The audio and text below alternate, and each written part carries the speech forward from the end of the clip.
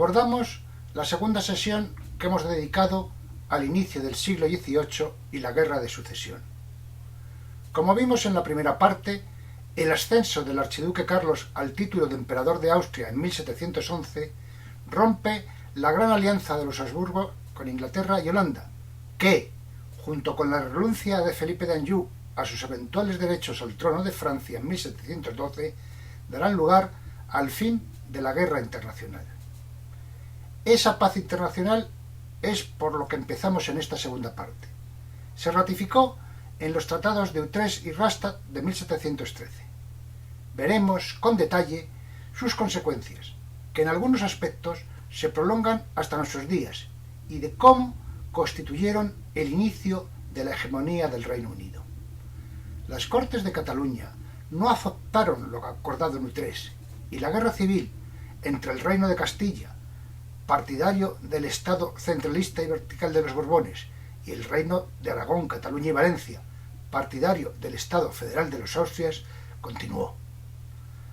Vencedores los Borbones tras la conquista de Barcelona el 11 de septiembre de 1714, lo acontecido en esa contienda es la base del sentimiento nacionalista catalán que se vio privado de sus derechos históricos. Nos aproximaremos tanto a las visiones no nacionalistas como a las nacionalistas. Vamos a ello.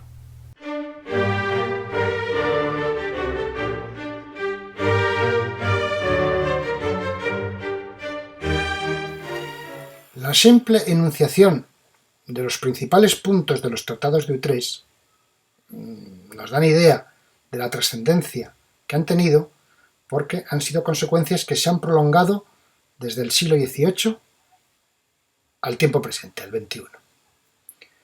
Gran Bretaña, la gran beneficiada, se quedó con Gibraltar y Menorca, Nueva Escocia, el territorio de Terranova y la bahía de Hudson, en Norteamérica. Asimismo, obtuvo, que fue muy importante para sus intereses comerciales, el derecho al tráfico de esclavos negros hacia América, que era casi exclusivo de Portugal y España.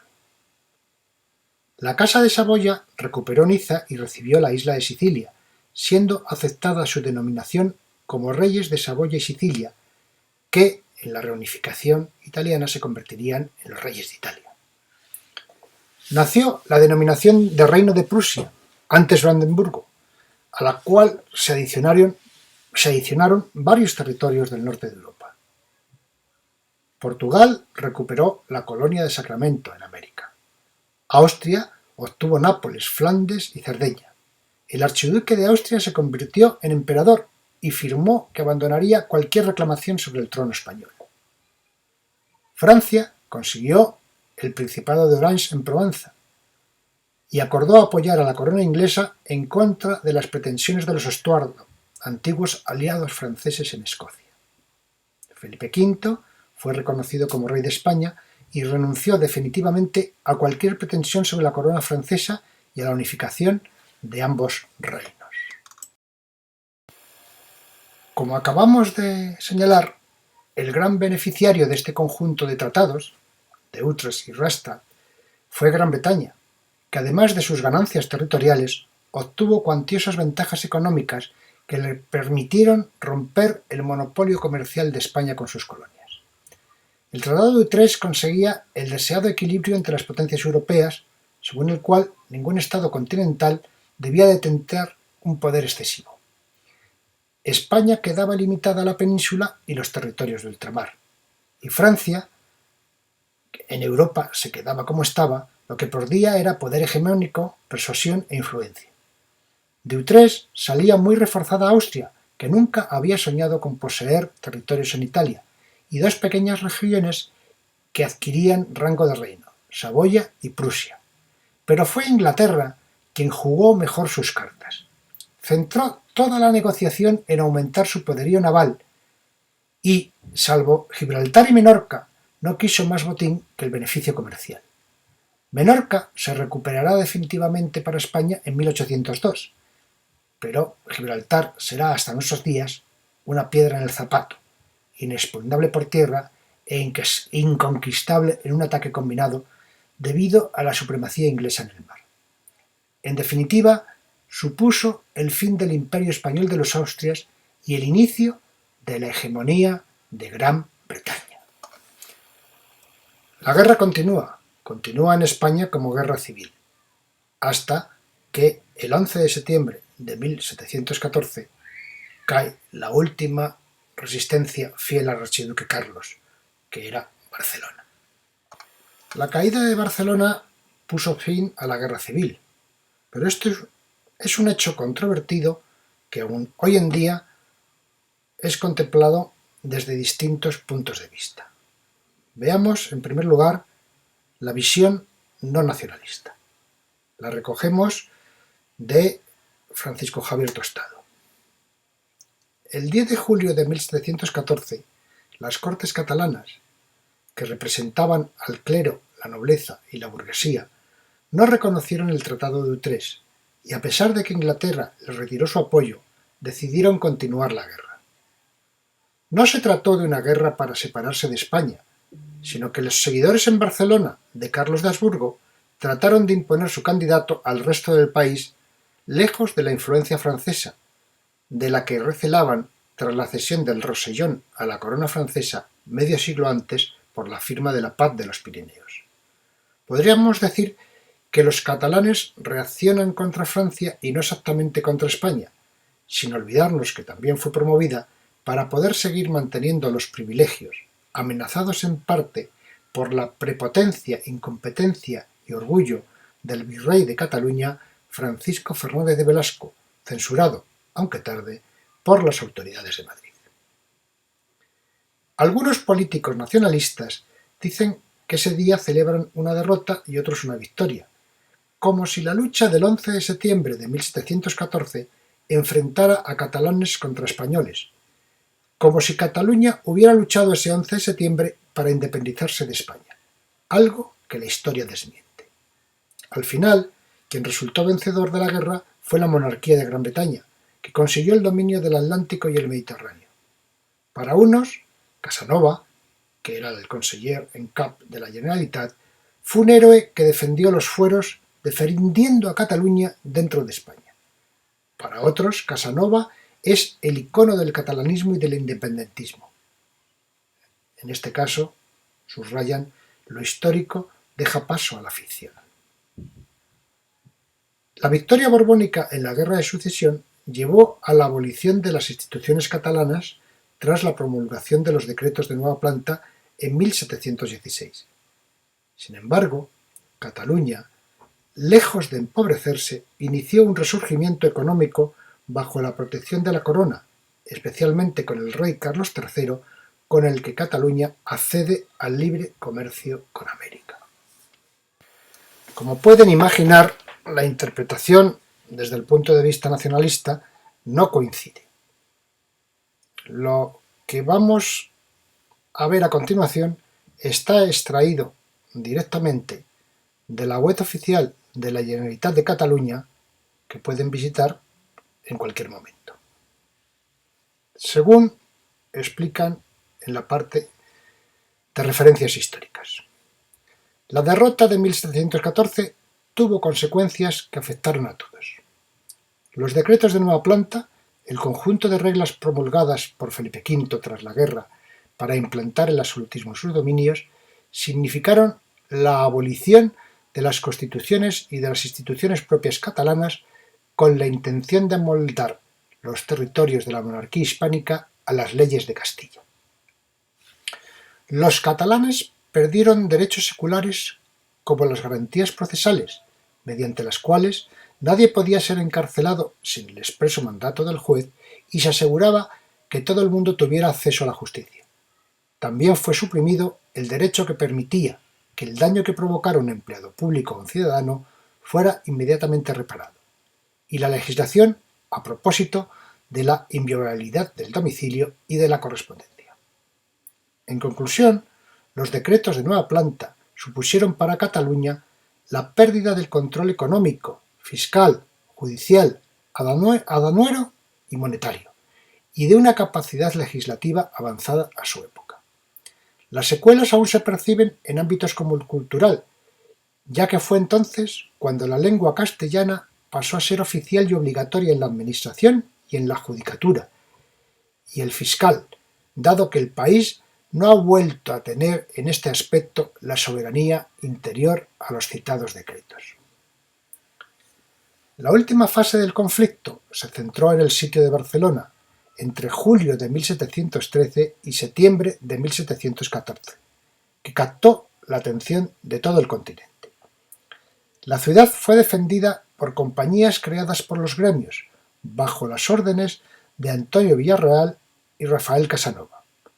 El asalto definitivo a la ciudad se produjo el 11 de septiembre, cuando las tropas borbónicas atacaron los puntos donde la muralla estaba más deteriorada entre los baluartes de Portalnuevo, Santa Clara y Levante.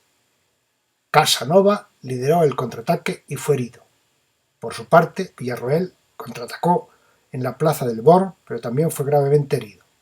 Por la tarde, Barcelona capituló. Igualmente, dentro de este punto de vista nacionalista, tienen aquí un vídeo que les invito a visionar de poco más de 2 minutos, que está basado en el libro 1714, El Ses de Barcelona, de Guillén Pongliupi y Xavier Hernández Cardona, que refleja ese punto de vista siendo muy actual, porque es un libro de 2012. Guillén H. Pongliupi es un ilustrador gráfico y artista digital que entre otros trabajos ha sido ilustrador oficial de la saga Star Wars. Francesc Xavier Hernández Cardona es historiador y catedrático de didáctica de las ciencias sociales en la Universidad de Barcelona. La guerra civil dentro de la guerra de sucesión no tuvo en ningún momento ninguna característica de movimiento separatista. Eran los partidarios de un candidato frente a los de otro. Lógicamente, veremos que en función de sus propios intereses. El nacimiento del sentimiento nacional catalán nace con el romanticismo en un potente movimiento cultural que se llama la Renaixença, del que veremos más detalles cuando lleguemos a esa etapa. Movimiento que, por otra parte, también se produce en Galicia y en el País Vasco, en donde se busca, en función de sus lenguas vernáculas, pues una historia y una tradición propia. Uno de los que articularon, digamos, las bases teóricas historiográficas de esta etapa, en el caso de Cataluña, fue Salvador Sempere, que hizo una obra, Orígens i Font de la Nació Catalana, que ha sido trascendente para, digamos, esta toma de posiciones. Pero Sempere tampoco era un independentista, era un republicano federal. Siendo estrictos, veamos lo que sobre Sempere nos comenta Jordi Pomes Vices, profesor de Historia de la Universidad Autónoma de Barcelona.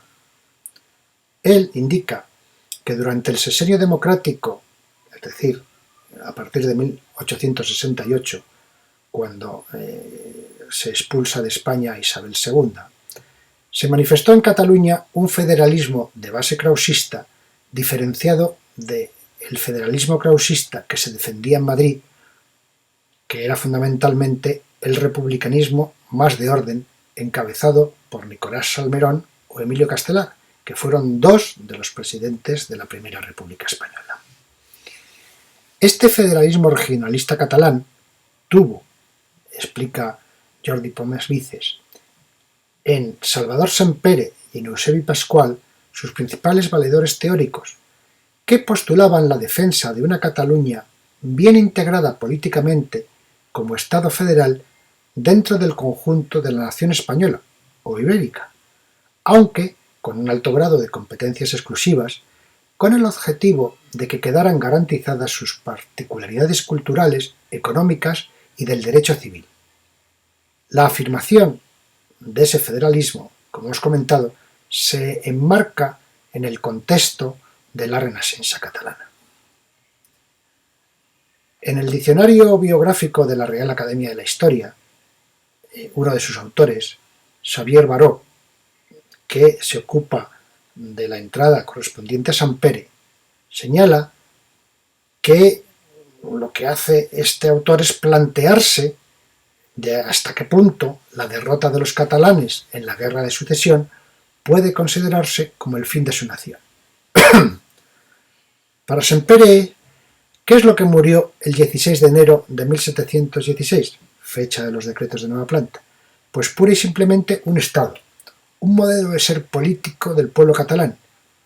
Y decimos del pueblo catalán porque un pueblo vive mientras su lengua vive. Lo que murió fue solo un Estado, una organización política, no un pueblo.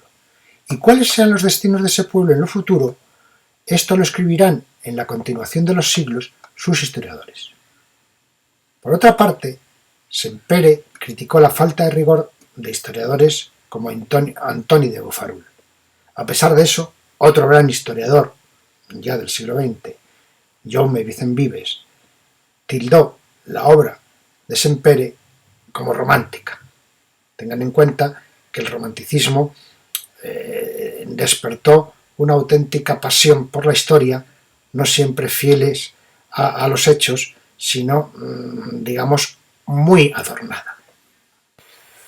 Sintetizando que fue una guerra civil por imponer un rey adecuado a sus intereses sin que ninguno de los dos bandos tuviera aspiraciones secesionistas, veamos los grandes logros.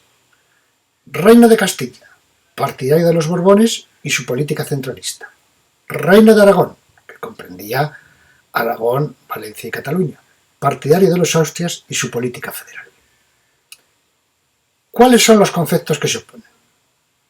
Por parte de Castilla, absolutismo, gobierno central y vertical, frente a pactismo, respeto de las instituciones históricas y gobierno horizontal. Para Castilla, ya desde la época del conde duque de Olivares, están luchando por el Estado-Nación, en línea con la nueva concepción del mismo que había en Francia.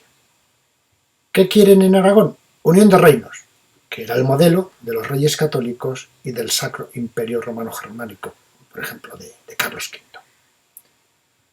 Para Castilla, lo importante era el Atlántico, porque era el eje de su economía y de comercio para América.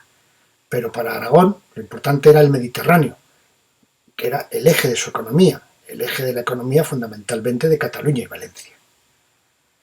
¿Qué pasaba? Que Castilla se encontraba en una situación de decadencia económica, por atraso y por un comercio totalmente dependiente del exterior. Mientras que Aragón, y fundamentalmente Cataluña, dentro del Reino de Aragón, estaba en una incipiente pujanza económica por el despegue de la artesanía preindustrial.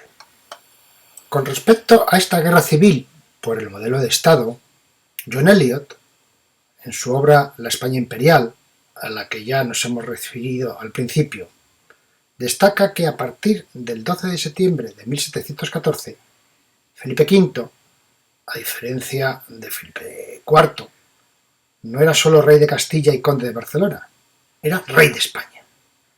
A la caída de Barcelona siguió la destrucción total de las instituciones catalanas tradicionales, incluidas la Diputación y el Consejo de Ciento de Barcelona. Los proyectos de reforma del gobierno fueron codificados en el llamado Decreto de Nueva Planta, promulgado el 16 de enero de 1716. Este documento señala la transformación de España en un conjunto de provincias de un Estado centralizado. Los virreyes de Cataluña fueron sustituidos por capitanes generales que gobernaban en combinación con una audiencia real que despachaba todos los asuntos en castellano. El Principado fue fragmentado en una serie de divisiones administrativas semejantes a las de Castilla y dirigidas por corregidores de acuerdo con el modelo castellano. Incluso las universidades fueron suprimidas y reemplazadas por una nueva universidad realista en Cervera. España, bajo el gobierno de los Borbones, llevaba camino de ser centralizada y castellanizada, pero la transformación tuvo lugar en un momento en el que la economía económica castellana había pasado a la historia. En cambio, se imponía arbitrariamente un gobierno centralizado a las más ricas regiones periféricas. Esto, como se imaginan, fue una fuente de conflictos en el siglo XIX, en el siglo XX y en el presente. Ya concluimos. Estamos viendo que la Guerra Civil de Sucesión fue un auténtico conflicto ideológico. Un enfrentamiento político entre españoles por el modelo de Estado que sucesivamente se reprodujo en las tres guerras carlistas del siglo XIX, en la Guerra Civil de 1936 al 39 y en la actualidad se encuentra presente con una evidente polarización en dos bandos.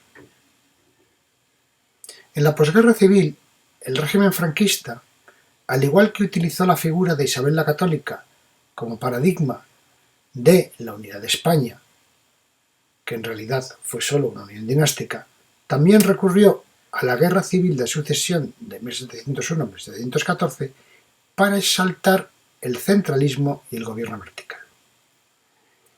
En el año 1947 se realizó la película histórica dedicada a la Guerra de Sucesión, único film que se ha realizado con este tema, titulada La princesa de los Ursinos. Dada la censura de la época, el beneplácito del régimen puede darse por asegurado. Su director fue Luis Lucía, el mismo que firmó éxitos de taquilla como La hermana San Sulpicio, Jeromín y todas las películas de la primera etapa de Marisol. En ella se manipula históricamente las vicisitudes de la Guerra de Sucesión para presentar a una dama francesa de la corte de Felipe V que se enamora de España y lucha decididamente por su unidad, algo que no fue, como hemos señalado, el motivo del conflicto, que repetimos, consistió en el enfrentamiento entre las coronas de Castilla y Aragón por tener un rey que respondiera a sus intereses. El discurso del régimen contra el separatismo, derrotado en la Guerra Civil, propició la elaboración de esta herramienta de propaganda ideológica. En realidad, la princesa de los Ursinos no fue ninguna heroína, fue una intrigante. Su nombre era Marianne de la Tremouille. Fue en realidad una espía, una agente secreta del rey de Francia, Luis XIV, que la colocó como camarera mayor de palacio de la reina María Luisa Gabriela de Saboya, primera esposa de Felipe V, para obtener información de todas las andanzas de la corte española. Dado el carácter influenciable de Felipe V, tuvo durante algún tiempo una influencia decisiva en el propio desarrollo de la Guerra de Sucesión.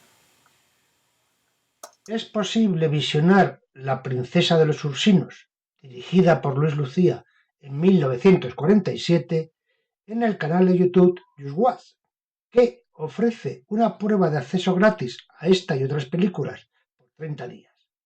Hay que registrarse y luego cobra una cuota de 4,99 euros por mes. Para finalizar, el canal de YouTube La máquina del tiempo de Jorge Díaz ofrece una biografía de la princesa de los Ursinos de 4,20 minutos de duración, que no entra en nuestro comentario sobre la película de Luis Lucía como propaganda del régimen franquista, pero está bien hecha. Les agradezco mucho su atención. Espero haber sido capaz de transmitirles que la Guerra de Sucesión fue el primer conflicto civil entre hispanos por el modelo de Estado, y que esa pugna se reprodujo en las tres guerras carlistas del siglo XIX, en la Guerra Civil de 1936 a 1939 y que se encuentra presente en nuestros días con una evidente polarización en dos bandos. En la próxima sesión empezaremos a navegar por el siglo XVIII, tratando de comprender lo que significó la Ilustración. Deseando poder contar de nuevo con todos ustedes, les ruego que se cuiden, que nos cuidemos.